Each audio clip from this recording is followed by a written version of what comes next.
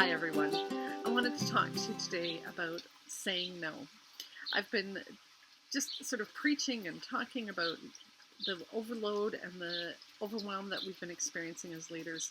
And part of the problem is not that you can't do things, that you're not good at multitasking, that you're not good at organizing your time, that you're not good at staying focused. The problem is that we actually have more on our plates than is reasonably possible to handle.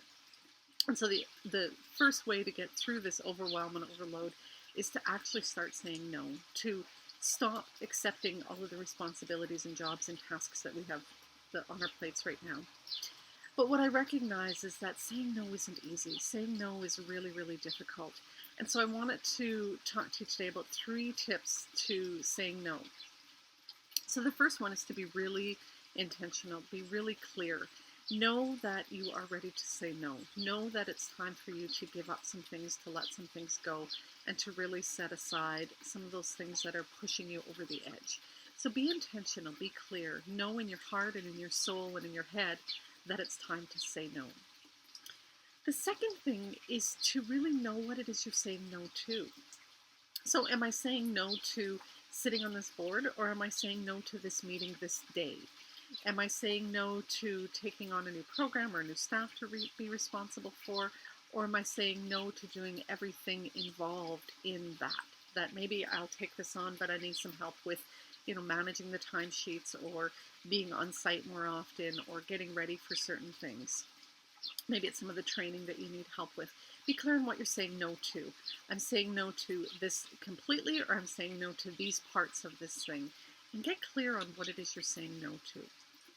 The third thing about saying no that's really, really important is practice. Don't go into a situation without really being clear, really planning ahead of time what it is you want to say and how you want to say it. I'm big on journaling. I'm big on writing. Write it out. I mean, remember in school when you used to write lines and stuff? Practice that. Practice, write out, I'm sorry I can't take on this part of this job. This is something that I'm not able to manage at this time. Be really clear and practice. Practice with other people. Find somebody that is maybe outside of the organization, or a peer that's in it with you as well, and they're practicing saying no. Maybe it's your partner, your kid. But practice, role play. You're going to get into the situation, and what's going to happen is you're going to get the words out, the first sort of sentence or phrase that you want to say, and you're going to get a response back.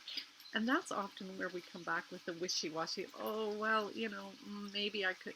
No, you want to be clear going into it. You want to be ready as you walk in to be able to say no. You want to be ready for the comebacks that are going to come, and you want to be prepared to be able to respond to those. So be intentional. Take some time to practice it, is what you want to say. Plan it out. Be clear on what it is you're saying no to. And you'll be much better able to say no to all of those things that are causing you the overwhelm and the overload in your life. Because that overwhelm and overload is what's getting in the way of you actually enjoying your job. Because I know you love your job for the most part.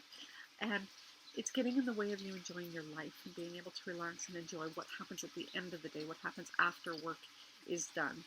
So say no to overwhelm, say no to overload, say no to those things that are actually unmanageable in your day-to-day life. Load is that we actually have more tasks to us than we can manage. It's not that we're unorganized. It's not that we can't do all of the things that we want or desire to do. It's that we can't do it all. It's time to start saying no. And